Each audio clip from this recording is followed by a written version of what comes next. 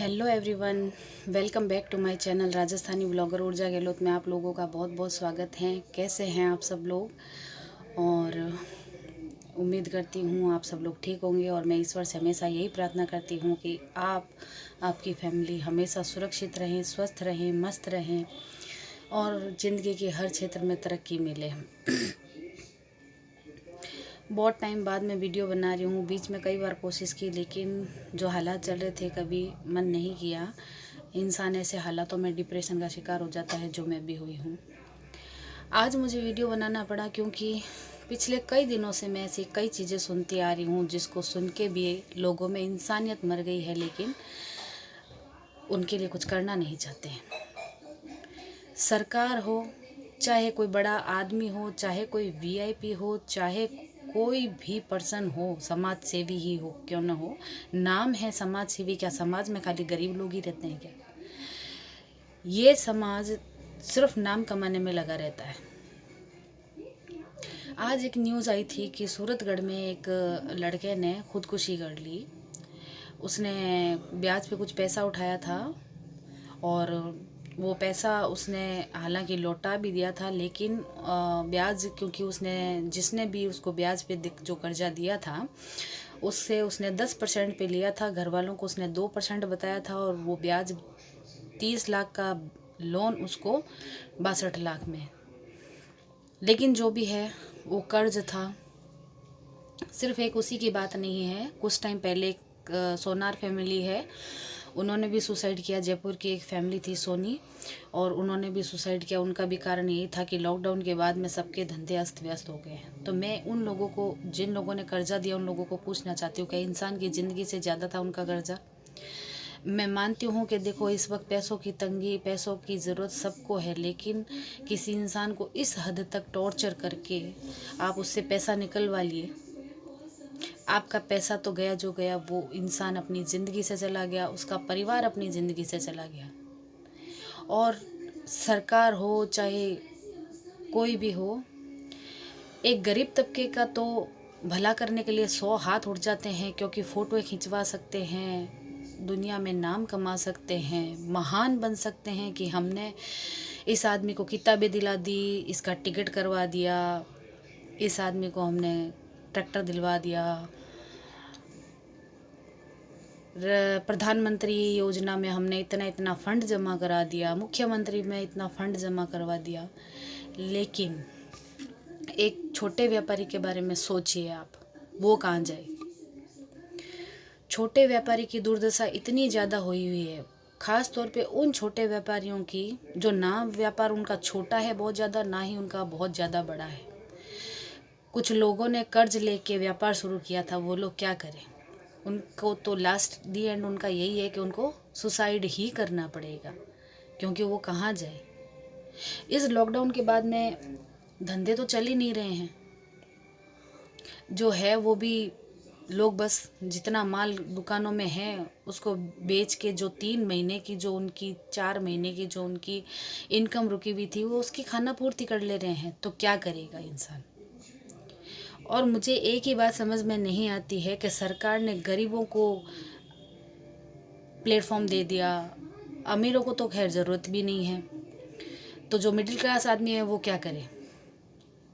ख़ास तौर पे ऐसे लोग जो सिर्फ व्यापार या नौकरियां कर रहे हैं, वो क्या करें? उन कुछ लोगों की नौकरियां चली गई है। सबसे ज़्यादा इस लॉकडाउन के अंदर मार पड़ी है तो छोटे व्यापारियों को पड़ी है, जिनकी दुकानों से राशन वाले दुखी नहीं हैं, क्योंकि राशन हर इंसान का पेट भरने के लिए इंसान को पैसे चाहिए और वो राशन खरीदेगा। दूध वाले दुखी नहीं है, राशन वाले दुखी नहीं है, फल फ्रूट वाले कुछ टाइम के लिए दुखी थे, इतने दुखी वो भी नहीं, लेकिन वो भी दुखी हैं एक तरह से। फूल वाले दुखी हो गए, उनका पूरी हर चीज़ बर्बाद हो गई वो। और जैसे हम जैसे व्यापारी हैं जिनका काम बिल्डिंग मटेरियल्स का, अब क्या करे वो आदमी? 3 महीने बिल्डिंग मटेरियल का कोई सामान बिकना था नहीं। अब जिस तरह की आर्थिक मंदी का दौर आया है, कितने लोग मकान बनाएंगे?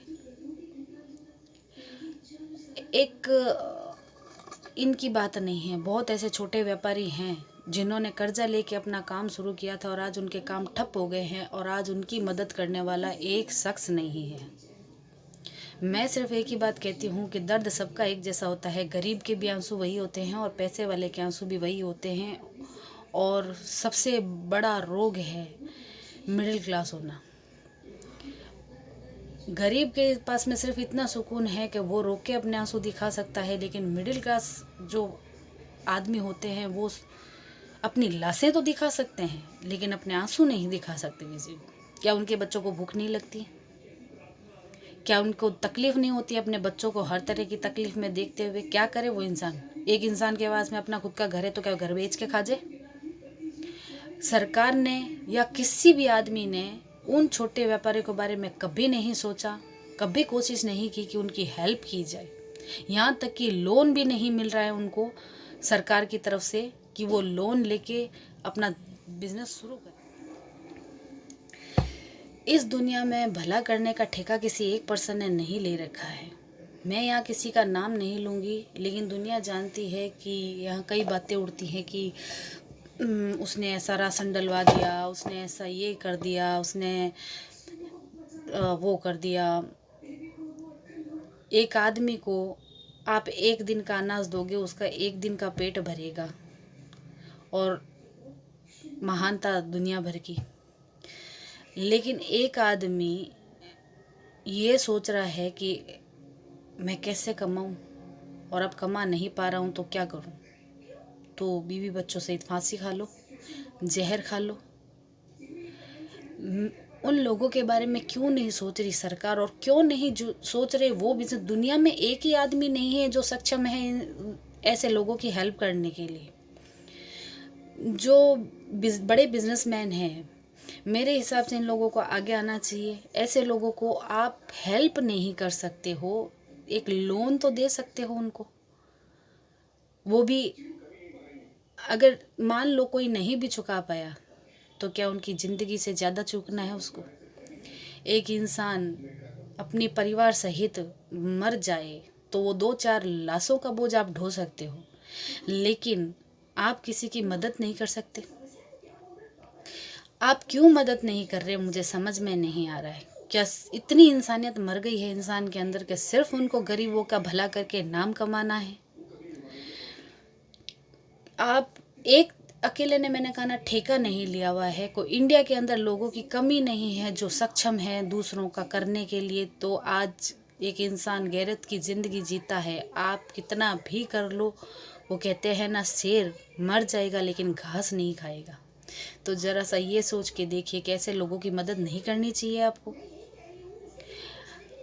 छोटे व्यापारियों की मदद करने के लिए सरकार ने एक अभियान चलाया है, लेकिन क्या वो छोटा व्यापारी है?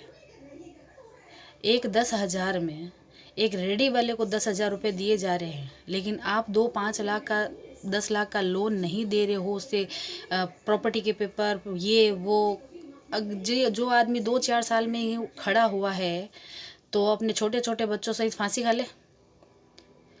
वो कोशिश कर रहा था कुछ बनने की, उसको थोड़ी पता था कि इस तरह की महामारी आ जाएगी और ये ऐसा होता जाएगा। मुझे भी कई बार डर लगता है, हमारा भी लोन पास नहीं हो रहा है, मुझे भी ऐसा लगता है कहीं किसी दिन हस्बैंड इतनी टेंशन में कुछ हो नहीं जाए, बराबर खाना नहीं खाते हैं, वो कुछ बच्चों को लेके साथ में कुछ कर नहीं। मैं एक एग्जांपल दे रही हूँ, मेरा दे रही। ऐसा एक इंसान नहीं है, ऐसे कई लोग होंगे। मैं आप लोगों से हाथ जोड़ के अपील करती हूँ कि इन छोटे व्यापारियों के लिए, हम जैसे लोगों के लिए प्लीज़ आगे आइए। ये मत सोचिए ये यूट्यूब का एक चैनल है, इसको प्रमोट करना है, ये प्रमोशन हो जाएगा इसका। नहीं, किसी की ज़िंदगी से बढ़ के नहीं होता है, कोई भी चीज़ किसी की ज़िंदगी से बढ़ के नहीं होती है। किसी दिन कुछ हो जाए, कुछ और लोग अगर ऐसे सुसाइड करें, आप चैन से रात को सो पाओगे क्या ये सोच के कि हमने इस वीडियो को आगे शेयर नहीं किया या इस बात को आगे लोगों के आगे रखा नहीं? हम भारत के अंदर सुनते हैं कई लोगों के पास में, इसके पास में 2,000 करोड़ है, उसके पास में 5,000 करोड़ है, इसके पास 250 करोड़ है। देखिए वो उनकी किस्मत और मेहनत का है, मैं ये नहीं कहती हूँ कि वो गलत है, है उनके पास में, भगवान ने उनको इतनी नेमत दी है, उनको इतना बड़ा आशीर्वाद दिया है कि वो कई लोगों की ज़िंदगियां बना सकते हैं। आप एक आदमी की ज़िंदगी नहीं बचाओगे, आप एक परिवार की ज़िंदगी बचाओगे। मेरे उन सभी बड़े लोगों से अपील है कि आप प्लीज़ छोटे व्यापारियों की मदद कीजिए। सब कुछ एक ही आदमी नहीं कर सकता है, ये दुनिया जानती है। और हमारा देश 135 करोड़ की आबादी का देश है, 130 करोड़ की आबादी का देश है। ऐसे लोगों में मदद नहीं हो सकती, लेकिन इसके बीच में जो मिडिल क्लास लोग हैं, आप प्लीज़ उनकी मदद कीजिए। जो छोटे छोटे व्यापारी हैं, जिनको 4-5 लाख का लोन चाहिए, आप बड़े लोग आप दे सकते हो। एक आदमी के पास में 250 करोड़ है और देश की जनसंख्या 130 करोड़ है, तो ऐसे कम से कम 200-250 हज़ार करोड़ के प्रॉपर्टी वाले या बैलेंस वाले कितने लोग होंगे, कितने व्यापारी होंगे इस देश के अंदर। आप कुछ लाख का लोन, आप लोन ही दीजिए, बस उनको वक्त दीजिए, अपना ब्याज कम रखिए।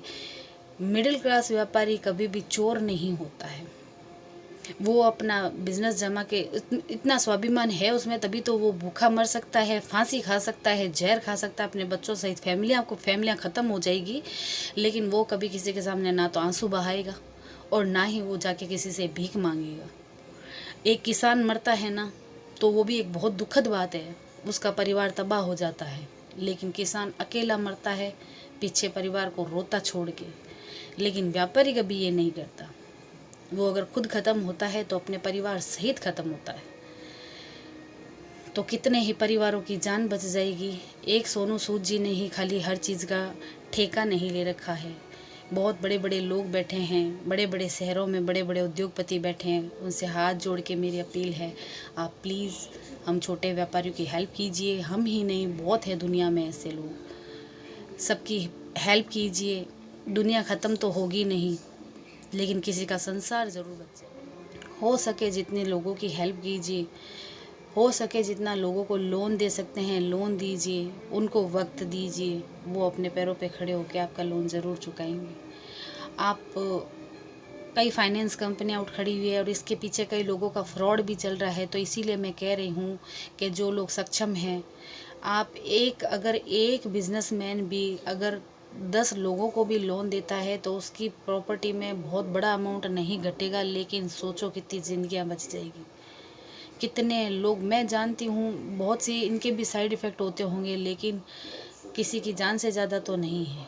और जिन लोगों ने कर्जे ले रखे हैं, आप प्लीज़ एक वक्त के लिए, आप जितना ब्याज ले चुके हो, अब आप हाथ जोड़ के विनती, आप प्लीज़ एक बार ब्याज को इग्नोर कर दीजिए और किस्तों में उनसे पैसे ले लीजिए अपने। आपकी ज़िंदगी ख़राब नहीं होनी, लेकिन किसी की ज़िंदगी ख़त्म भी तो नहीं होनी। मैं बहुत टाइम से सोच रही थी कि शायद किसी के माइंड में तो ये बात आएगी कि ऐसे भी लोग हैं जो ना तो सड़कों पे भीख मांग सकते हैं, ना वो रेडी चला के मजदूरी कर सकते हैं, और ना ही उनकी कोई इतनी क्वालिफिकेशन होगी, हायर एजुकेशन होगी कि वो कोई बड़ी मल्टीनेशनल कंपनियों में फिर से, तो वहाँ पे भी नौकरी आप जानते हैं अभी फ़िलहाल कुछ है नहीं। तो कुछ तो सोचो, कोई तो सोचो। किसी को तो इतना सेंस होना चाहिए कि वो भी तो इंसान है, इस देश का हिस्सा है, क्या इस दुनिया का हिस्सा है, इंसान तो है कम से कम। आप क्यों नहीं उनकी मदद कर रहे हो जब आप करने में सक्षम हो? जो भी बड़े लोग हैं जिनके भी पास, और जो लोग आज काला धन, पीला धन ये सब कहने की बातें हैं, अब वो मुसीबत की घड़ी आई है कि कोई काला पीला नीला कुछ भी नहीं है। आपने ज़िंदगी में जो कमाया है अपनी मेहनत से कमाया है, तो कम से कम किसी की दुआ भी कमा लीजिए। मैं जानती हूँ कि बुरा दौर देख के ही लोग काला पीला कमाए होंगे, लेकिन कुछ तो कीजिए उन लोगों के लिए।